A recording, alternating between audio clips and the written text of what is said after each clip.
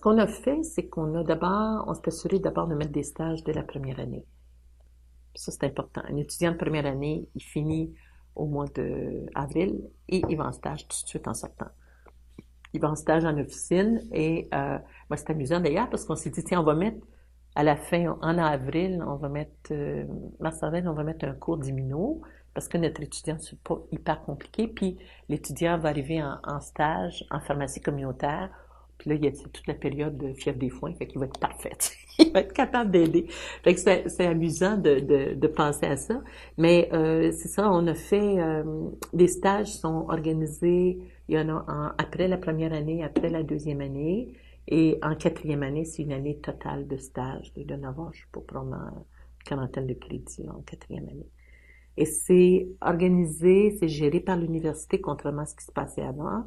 Euh, dans les stages, c'est vraiment une évaluation par compétence. Ce qu'on n'a pas réussi vraiment à faire dans les cours, puis c'est normal que dans les cours, c'est plus difficile, là. Mais dans les stages, c'est vraiment évalué par compétences. Les compétences spécifiques à la profession et les compétences transversales sont évaluées. Et c'est à ce moment-là en mode succès-échec.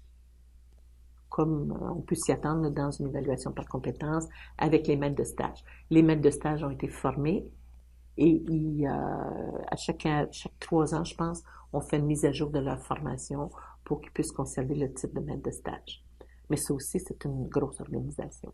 Mais ça marche bien. Il faut dire qu'il y avait déjà aussi toute une expérience de stage déjà, là. On partait moins au début, mais c'était quand même une grosse organisation de mettre ça sur pied. Mais ça fonctionne très, très bien.